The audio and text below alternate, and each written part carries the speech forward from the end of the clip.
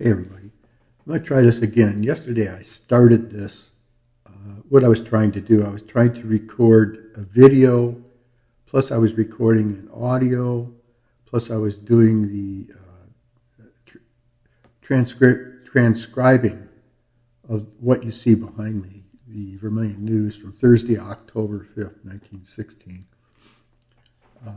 It was kind of a complicated thing because I was using three microphones and several different objects around me to do these things. It was difficult. I may show parts of the stupid thing that I tried to do. It was really kind of difficult. It was unwieldy. I'm not set up to just transform from audio to video to using all two or three microphones or cameras and stuff like that real quick. And I'm not used to doing that. So, but I wanted to talk a little bit about the Vermilion News brief section that you see here behind me. It was interesting, and I also want to mention too. I may stick with just doing maybe the front page news for a while. The reason I'm going to do that, or thinking about doing, is because of the it takes up quite a bit of time, and I really have some difficulty seeing this negative images on the microfilm machine. I wish I had a better microfilm machine, but I've got what I've got, and I can't afford to go around buying a new microfilm machine so that I can do things differently. It just doesn't make sense for me to do that right now. But anyway, so I'm going to stick with maybe doing just the front pages of the Vermilion News for a while and see how that works. I hope you'll be satisfied with it. It's not what I've been doing in the past, but as you know, I've been trying to do a better job, and it just takes a lot of time. And I'm getting old. Let me put it that way. And my eyes aren't what they used to be. Maybe it wouldn't have bothered me so much if this was 10 years ago, but it's not. So I've got to put up with my negative image on the microfilm machine while I'm transcribing. But there's a lot of interesting news on the front page of the newspaper lately. And Vermilion is changing, and the news, the way it was being reported, is also changing. They have some very interesting articles. They do keep up with what's going on around town pretty well.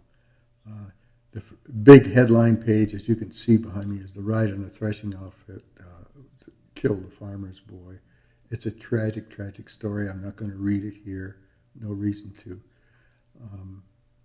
There's a house fire, and there was an accident east of town that was reported last week, and Henry Hall, who's in the part of this accident, has to explain, or does explain, why it wasn't this way that it was described. It wasn't his fault. I'm not going to do that either. I want to talk a little bit about what town council was doing here. The council in the city of Vermilion is struggling with sewer problems, both storm and water sewer problems. And I don't know, it's a growing town, so we're struggling with how to handle all of these things. And I don't know who George Shattuck was down on Perry Street, where he might have lived. He must have lived near Huron Street, the way this article is presented. But he complains about the stormwater collecting in his basement. He talks about there being 2 to 3 feet every time it rains. Tough business. I don't blame him for complaining. And the council kind of puts him off, tells him that they're going to fix the storm sewers on Huron Street, and that should hopefully take care of it. This is in the area, I might add, where the mayor lives. So, there may be a reason for the way this was handled. I think that maybe the mayor knew a little more than Shattuck. And Shattuck sounds to me, I'm just reaching here. I'm sorry if it's a relative of yours, but Shattuck sounds like a guy who was just complaining about everything all the time. So council didn't seem to be pleased with what he's bringing up. Then it comes up before council, the subject of water pressure at fires. Evidently it was very low. So they're going to try to looking at it rather. And also, there was a problem in the fire department. Now, today we have a problem with the fire department. People are complaining about the chief, et cetera, et cetera. And you think that's all new, that everything was hunky-dory all the time with the Vermilion Volunteer Fire Department. Well, it wasn't. And it wasn't in 1916. They were claiming that maybe some of the equipment needed to be changed, and some of the instructions they were being given really weren't that good. I don't know who was running it at the time. I'm thinking that it was probably Tischer, but I'm not absolutely sure.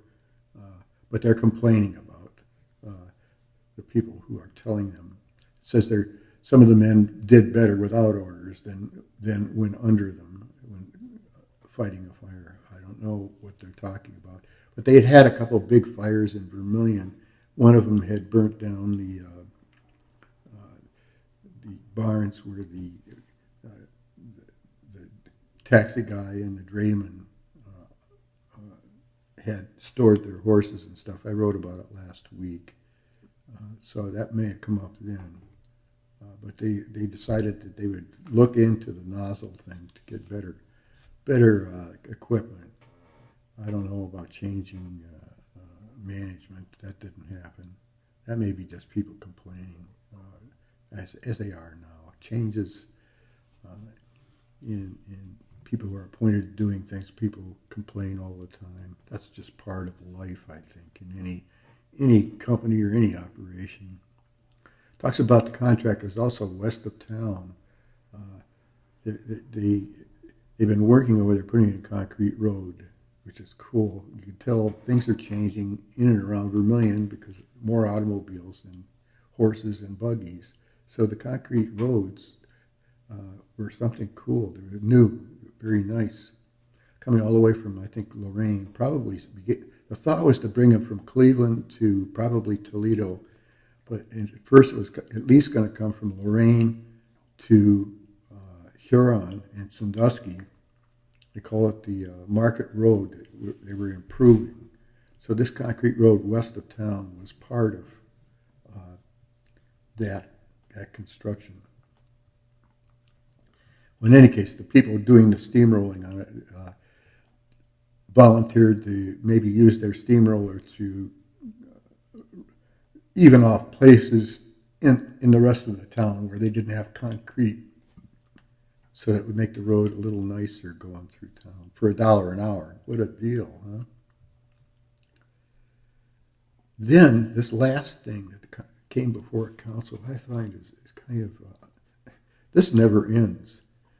A guy named Walter Brummett, I have no idea who he might be, but he was a Vermilion resident. He's complaining about the unnecessary whistling of the New York Central trains as they pass through town. Now that went on in 1916, and it went on well into the 20th century, up into, I don't know when they finally had it stopped. I'm guessing it was in the 90s, not the 2000 yet, but probably in the 1990s is when they finally got a handle on it, and the whistling doesn't normally happen in Vermilion anymore. It does once in a while, just depends. Some places they have to whistle. If somebody's on the track, they have to use the whistle, and do. But in Vermilion, the way they settle it is they close two more of the crossings. So there's only, in the town itself, I think there's only three crossings.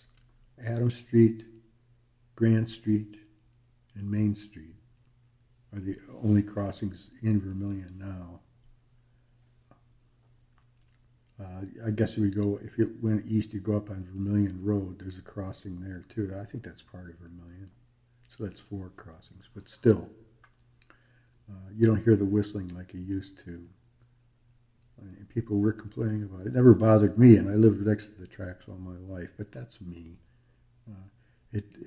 People now, they come to Vermilion, they want to sit there. They build a little place to sit down off of Main Street for them to watch the trains come through, and the kids really want them to blow the whistles, but they don't do it.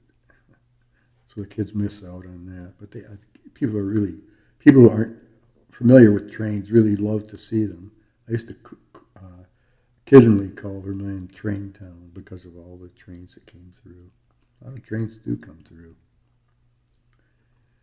Another thing here was Vermilion was looking for more industry, always is looking for more industry, but in those years, the Dahl brothers thought about putting a auto parts plant here, building one here in Vermilion. Now, the Dahl brothers did a lot for Vermilion when they came in. I think F.W. Wakefield secured them to come to Vermilion, and they had their original plant was where the Bad Boy fishing bait is, where the old Pickle Works is or was. That was where Dahl Motors started here in Vermilion, and they expanded. They ended up with a place, or didn't end up. They later had a place down just above the Moe's Marina, and then ended up on the corner of Liberty and Grand Streets, where the Friendship Park is today, in a building there. Dahl Motors, then it was Baker Ford had a place there at one time as well. But Dahl thought about building a parts plant here in Vermilion. It never happened. It would have been a good thing, but it never happened. One of the brothers did go off to it, and I'm not sure what city he went to, whether it was Detroit or some other place, and did start an auto parts factory. I have written about that in the past. Now, also, the Vermilion grain mill, of course, it burnt down a couple of weeks prior to this. And so they're going to, H.H. Burke had it and his son, and they're going to build a new mill. And they did build a new mill, but they weren't going to do flour anymore at the mill. It's hard for me to conceptualize the differences between the old mill, the one that burnt, and the mill that I remember as a kid. They look pretty much to me to be the same. Talks a little bit about two trains full of artillery passing through Vermilion on the Nickel Plate, New York Central and the Nickel Plate, I believe, heading west. I have no idea what that was about, whether it had to do with the conflict going down in Mexico, maybe. I really don't know. Usually when you see that the war is on the horizon, whenever you see the trains going through with military equipment, something's up. And something did come up. World War I came up. And the Masons thing, if you get the briefs this week, take a look at this. It says Masons in large. It's an interesting little bitty article. But I make a note about it. And then I've written more about the Masons in Vermilion later on in Views this week. You want to look at that. And then one last thing, the card from Mrs. Lewis Knoll. Now, Lewis Knoll was Vermilion's ferryman, Cloudy. And he and his wife lived in Vermilion, but they spent a good time in Erie. He was originally, and she may have been too, but he, I know, was originally from Canada. And they lived in Erie, Pennsylvania they must have had relatives there because they would go back there every year toward the winter time, in the months when the ferry wasn't operating. But she sent a card to the news noting that her husband was going to the hospital for an operation. I don't know what was wrong with him. It couldn't have been terrible because they did come back to Vermilion. Cloudy did, and Cloudy died in Vermilion. He and his wife were both buried up in Maple Grove. These are just some new things that I wanted to go over with you. I wish I'd had made this a little better this week, but I'm trying to change things. The world is changing. I'm changing, of course. And I think the news has changed to a point where I think I'll probably do mostly just the front page headline news for the brief section of Views for a while, just to see how it works. As it is today, I only did a couple hours and I have almost 10 pages of copy. So, it's not a walk in the park for me to do because I have to dictate, and then I have to correct and arrange and stuff like that. I'm not making an excuse. That's just what's involved. If I go through the entire paper, and I will, I'll go through the rest. If I find something that I find that is important, it's relevant to be here, I'll put it in here, whether I've talked about it today or not. So stay close and stay with me, and we'll see how all this goes in the future. Talk to you next week.